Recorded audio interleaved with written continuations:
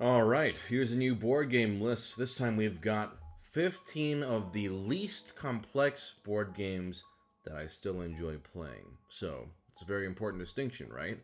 Even though these are very, very simple games, I still have fun. What I did was I went on Board Game Geek and I just scoured the games that I've played and went, okay, which ones are the ones that are, according to Board Game Geek, which if you know what that is, that's a site that takes people's ratings and different sorts of data and sort of averages them out into rankings. It also gives you a complexity rating for each game from 1 to 5. All of these games are below a 2, which is very simple. So I think anyone can learn how to play these, and I am still a fan of these games. So let's just get down to it. So the simplest games to start with are probably going to be dexterity games. Dexterity games are games that involve some sort of like physical dexterity, and these two games on my list are flicking games. Or not necessarily flicking games, one of them is a flicking game. And the first one is Ice Cool. Ice Cool has this great looking board where the box itself is the board, and you are like flicking these little penguins around this ice school. Ice cool, ice school. Get it? If you're the hall monitor, you're trying to hit the other penguins, or you're trying to go through the doors. Doing so gives you points. The point system is very simple, but really, this game not only looks great, but it will have, you know, a bunch of adults just like cheering and whooping over a bunch of little penguins being flicked around in a little box. Absolutely a hoot. Probably my favorite flicking game just because I love the theme, I love how it looks, and it's super easy. And it's, you know, it's accessible as well. If you know how to flick a penguin and hit something, you can play Ice Cool. The next game is similar, and that's Clask. Clask, I've reviewed Clask. It's, and if you look at my board game reviews, episode 30. But basically, you have this board with these sort of magnet sticks, and you're hitting a ball back and forth trying to score. Meanwhile, you're trying to dodge these little magnets that stick to your striker, and you're trying not to get, you know, into your own goal with either the ball or your striker. Very clever game. A lot of different ways to get points. It's one of those another ones you can really, you know, cheer and whoop over. Also, there's a 4-player version, Clask 4, if you want more players. It's a little more chaotic. I did a review of that pretty recently, episode 91. If you want something that's, you know, it's gonna be, you know, pricier because it's a big wooden thing. You know, it's well made though. It's flashy. Like, you know, you put it on the table, it looks nice, and the dexterity game you play is very fun and also great for watching people eat shit. I enjoy Clask. I think it's very simple, and you know, you don't have to explain the rules, and it's fun.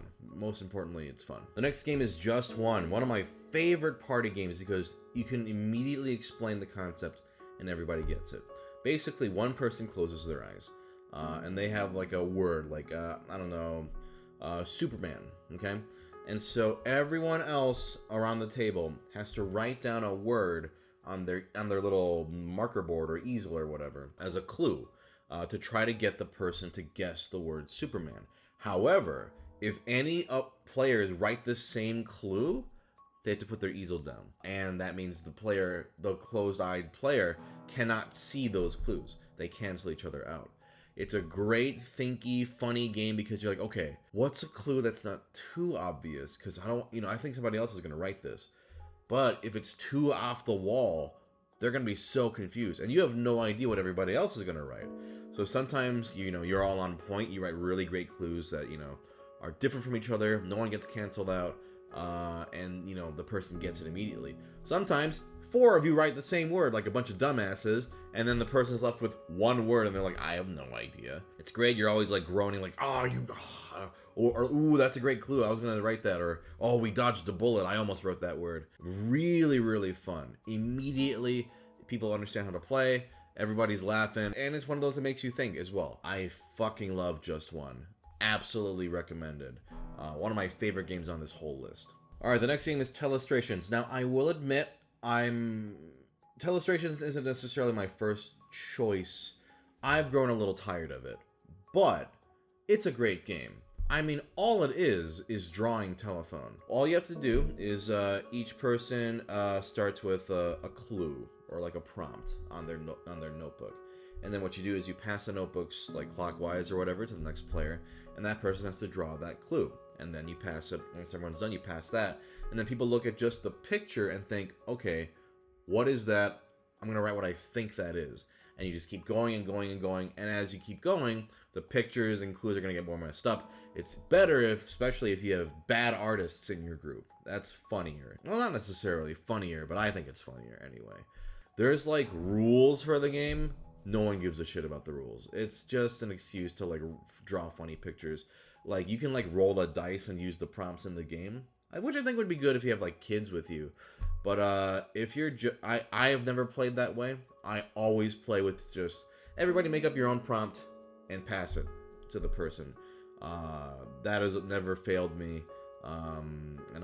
We always have a good time. It's not a game that I would personally pull out all the time at my place just because I have a lot of other games, but this is a great gift for like your family or something at home. I had such a blast playing this with my parents when I visited them because, you know, my dad drew this horrifying monstrosity, which I'll show you here. Just an absolute nightmare. That's a rhinoceros, by the way, which is insane. So you just get hilarious, you know, laughs out of it, and everyone gets, you know, making people draw, especially when they don't like to draw, is really funny. So, you know, at its core, still a very fun game. Telestrations. The Mind is one of those games that some people hate, some people love. I love it, although I feel like at this point I've thoroughly beaten it, and it's hard to like, I don't know. Well, I'll explain in a second.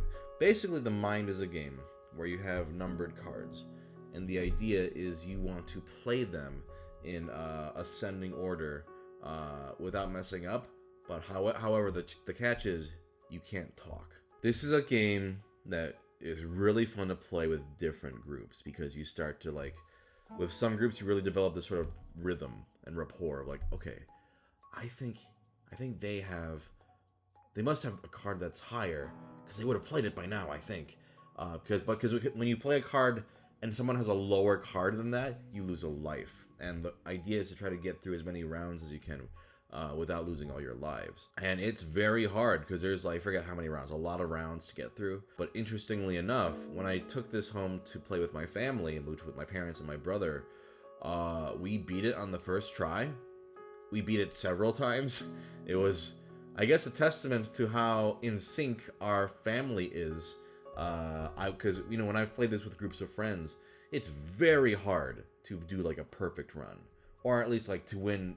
Not a perfect run, but win till the end. It's also very funny. You know, you're always like this, you know, bursts of anger and frustration pierce the silence every now and then. Very interesting sort of mind game exercise. Some people may not even think it's a game. I think it's absolutely a game. I think it's a lot of fun, especially for people who have never done it before, seeing their reactions to it and go, what? How am I supposed to like predict that? And I don't know, it's just you're sensing other people. It sounds like crazy bullshit, but you'll see what I mean when you play the game. Very simple concept, but very engaging. And I've had a lot of fun playing this with a lot of different groups. But I don't know. After my playing it with my family, and we just utterly destroyed it. I feel like I've beaten it at this point. The next game is Wavelength. Wavelength has been a huge hit, especially during COVID times, which is currently what's going on right now, if you're watching this video. So how Wavelength works is you have this really great big old dial thing, and one person can, like, you open the little panel and you see where the blue line is on the dial, and then you close it, and then you have a clue. So maybe something like good movie to bad movie. So if that's the parameters for the dial, and the blue one is here, you're trying to get them to move the sort of arrow into that blue area. However, you have to think, if it's good movie, bad movie, it can't be a horrible movie, otherwise they're going to go all the way. What's a movie you can think of that will get it to here? Just slightly past average. It's that kind of game where you're really trying to get people on the same wavelength as you. And it becomes this game of like, okay, if so-and-so is giving us this clue, I think so-and-so likes that movie. So I think it's that kind of thing. And you argue over it. I prefer the cooperative mode where everyone's just working together. I don't care about points. that much if on like teams or whatever. It's just fun to like, move the dial and see what people's responses are. But with that said, if you want to play competitively, you can. I've had the most success with the cooperative mode, where you're all trying your best to get the best score. And obviously there's a ton of categories, not just good movie, bad movie. There's like overrated food, underrated food, or just all sorts of different categories for the parameters. And like I mentioned, you can play this over Discord, or video cam. All you need is one person to own the game and hold it up to the camera, and they manipulate the dial and everything. That's how we've been doing it. I actually have not played this in person yet. I bought this during the pandemic. I'm excited to play it in person one day, but as a testament to the game, it works perfectly well over camera. So highly recommend it, especially if you're looking for something to play with your friends. Very, very fun. I really like this game a lot. Here's a game that, not my first choice for this type of game, but in terms of ease of learning to play, it's hard to beat this one, and that's Say Anything. Say Anything is a game where somebody has a prompt, one player will have a prompt, let's say, what's the most important invention in the past century? All the other players have these little marker boards, and you can write anything you want. That's why it's called Say Anything.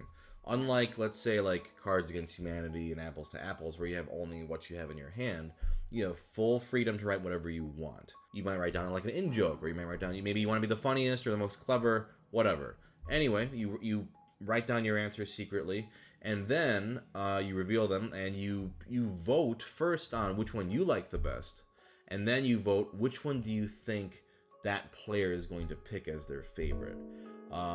Again, points don't really matter in this game, but I do like the points in this, actually, because it's kind of like, ooh, who was the cleverest, who was the funniest? You can kind of measure that. My only one thing about this is because you can say anything, for some people they take a little long because they're overwhelmed. It's easier if they just have cards. So I wouldn't give this to somebody. I wouldn't play this with people who have a really hard time thinking of stuff on the spot. If you have friends who are very creative and very good at that sort of improv-y sort of, oh, I got an idea, this is a good pick. And the freedom of being able to write anything, I think a lot of people prefer that over the cards. So it's going to depend on the play style of your friends. I think it's pretty fun just because it's so easy to learn, because again, you can write anything you want. The next game is a pure bluffing game, and that's Skull. So Skull is a pure bluffing game where you have these discs. They have roses on one side, but one of them has a skull on the other side. And basically, you're trying to either flip over people's discs without revealing a skull, or if you're the player who's not flipping, you're trying to trick them into flipping over your skull. Because if you ever flip over a skull, you lose a disc. So yep, it's just one of those things where you start putting down discs one by one in a circle, and then you start placing more until somebody bids and goes, oh, you think you can do 4? I can do 5. Oh yeah, I can do 6. And if you end up being the last person to bid, you have to flip over yours first. And if you put a skull there as a trap, you instantly lose a disc, which is very funny. Now, I think I like a game like Perudo more, but in terms of complexity, this is hard to beat. All you have to do is put down discs. One of them has a skull on it secretly. If you bid, you flip them over, and if you find a skull, you lose a point. That's it. And it's hard to argue against such a pure bluffing mechanism. So if you want to play a bluffing game that captures the spirit of Perudo or even poker or something, then Skull is a very solid choice. Very easy to learn. The next game on my list is Snake Oil. This is another party game, maybe not one for people who have a hard time with improv, but if you have improv-friendly friends, this is a fucking hoot.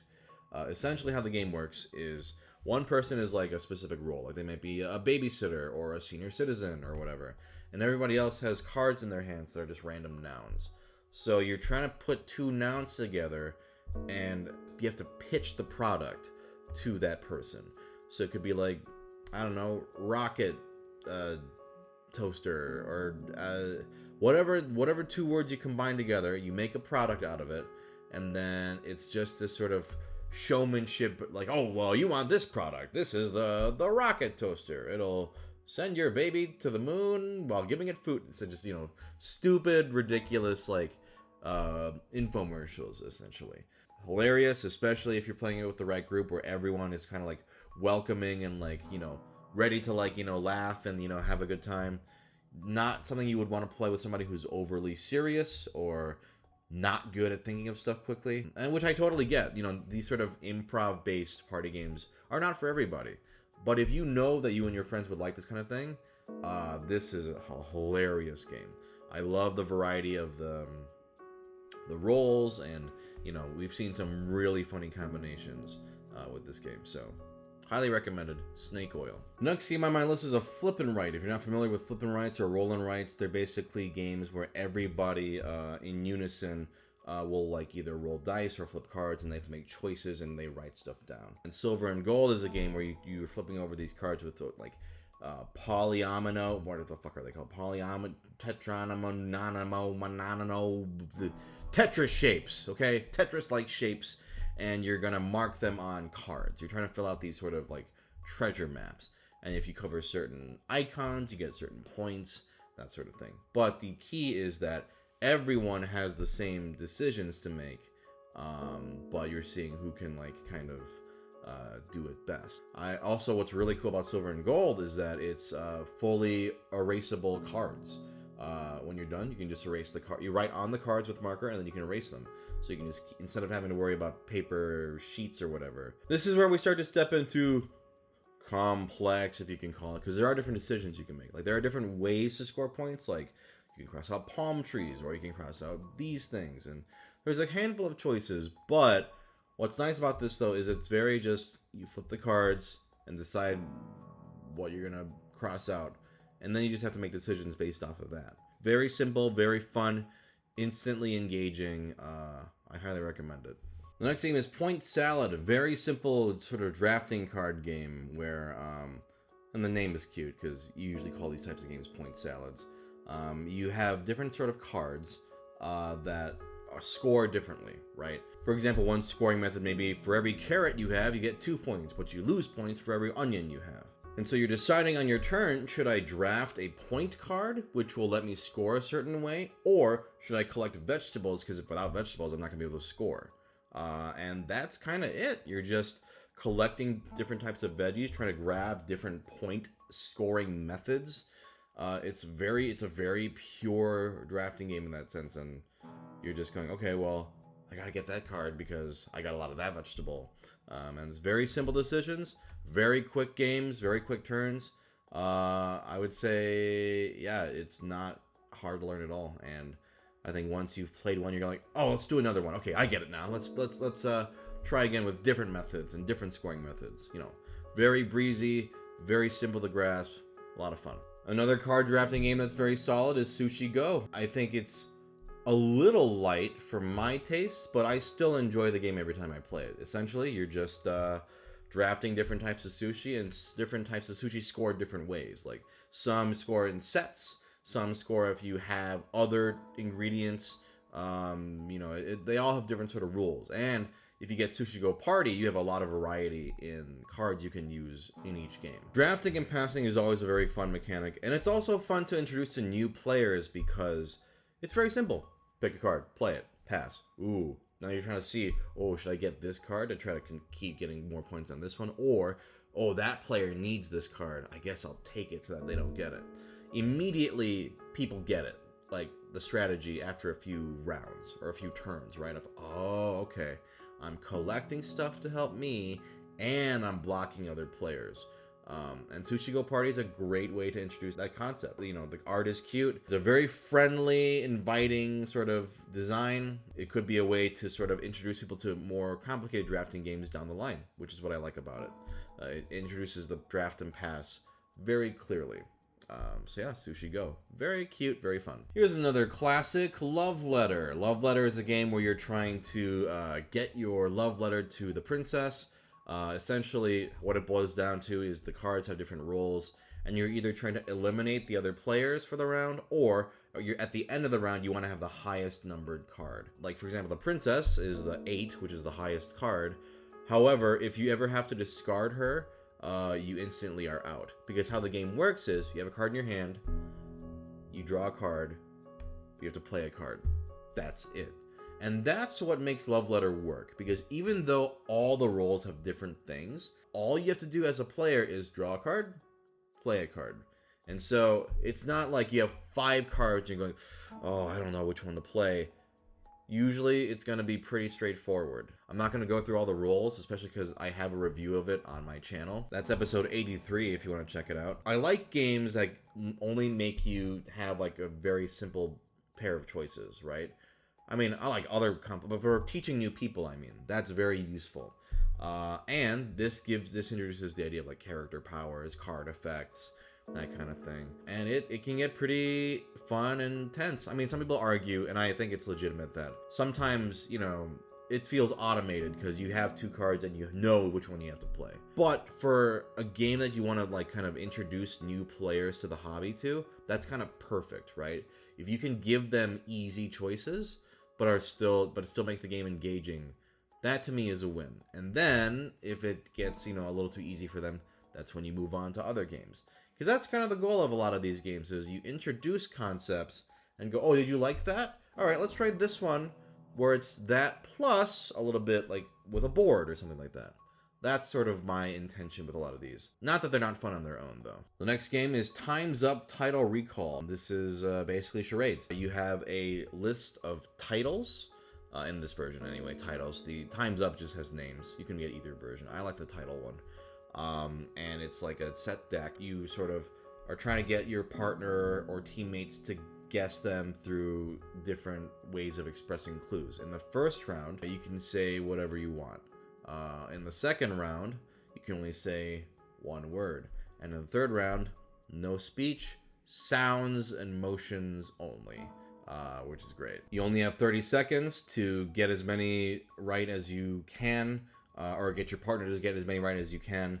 And I will say, easily maybe the funniest game on this whole list. Like, I have died laughing playing this game, watching people's like clues, because what's fun about this game, and the reason why I kind of like the title version the best, is because with titles, you can work through the words. With people, it's harder, because if you don't know the person, especially in the first round, it can be very, very difficult.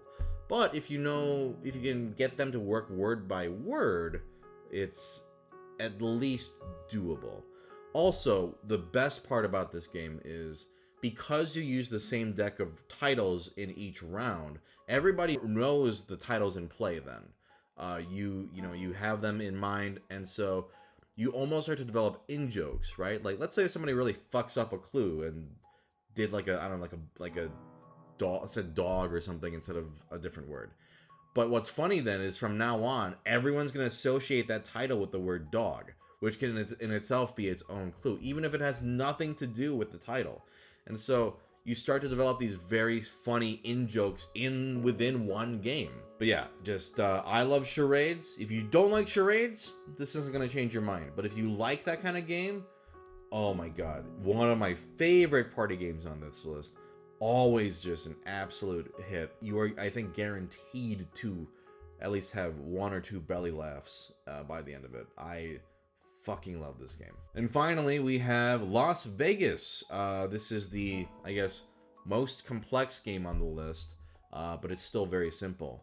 You have different little casinos with money on them, and some of them have different values of money. And all you're doing is you're rolling dice, and you have to decide to put all of one number on a casino. If you roll like 4 ones, you could put them on the 1 casino.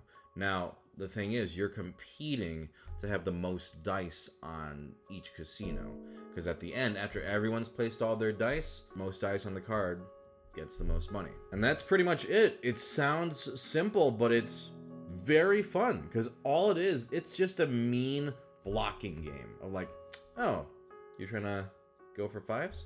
Fuck you! And you put down like 5 5s or whatever. However, that means, though, that you have less options for other casinos, but it's this great thing of winner takes all, unless there's a tie. But otherwise, in each casino, most dice takes everything. So sometimes somebody will put like 4 dice on a thing. You put 5 dice, they've just wasted all their dice on that casino. It's very fun, very mean. If you like those sort of aggressive, like kind of blocking games, This one is very simple and very easy to learn. I was surprised on how engaged I was immediately. As soon as I understood what was going on, I was like, this is absolutely up my alley, because I love mean games, personally.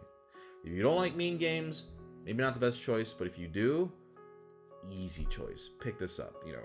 It's a very pure roll and fuck people up sort of game. And getting money. That's always satisfying. Alright, that was 15 of the least complex games I still enjoy.